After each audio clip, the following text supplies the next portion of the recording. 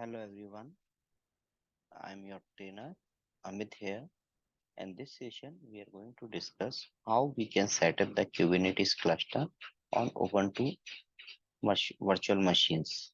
So you should have two virtual machines, Ubuntu 22.04 server edition. Both should have the configuration. You should have 4 GB memory, 2 CPU, and 30 GB hard disk. That is good enough. Once you install the Ubuntu server edition, then go and set up the Docker on top of that. So Docker installation is a quite easy process. Still, you can go on my blog site and check it out how to install Docker. I'll share the link in the chat, in the description of the video. Now, each of this command I am going to run as a sudo user, as a root user. Uh, if you don't want to use root as a user, use sudo in front of each command. Okay. In step 1, step 2, and step 3, these three steps you need to run in both the machines. First machine, Ubuntu Virtual Machine 1, I will consider as the master. You can name as master node or control plane node. Ubuntu Machine 2 is considered as the worker node or slave node. Okay. So step 1, 2, 3, you need to execute in both the VMs. So step 1, what we are doing it, we are enabling the bridge networking for IPv4 and IPv6.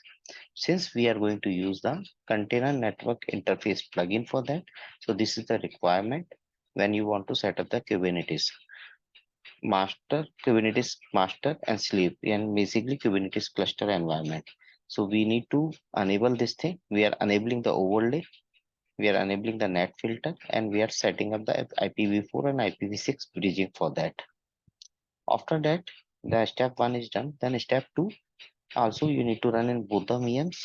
Step 2, what we are doing it, we are mentioning GPG key, we are mentioning the repository.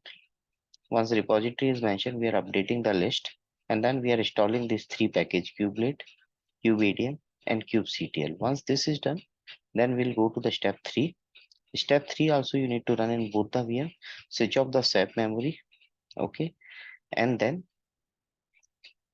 telling the configuration file that container D is your default container runtime, and then we are starting container D service, kubelet service, and enabling the kubelet service. After that, step number 4, 5, and 6, you need to run only to the master node. You don't need to run in both the nodes.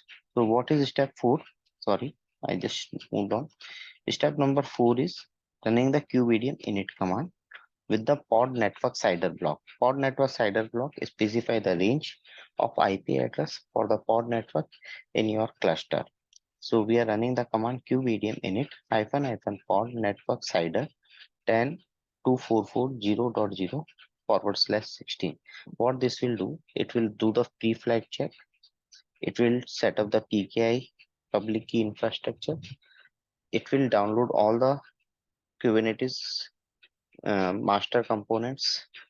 Then it will set up the static pod.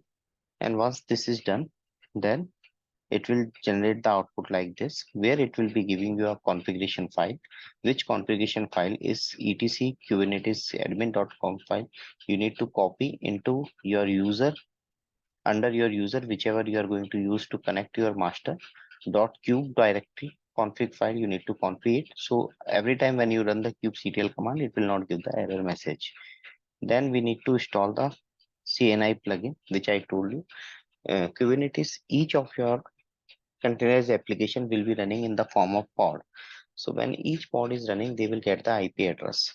So for getting the overlay network and getting the IP address, you need to install the CNI plugin. So in this example, we are installing the Funnel plugin.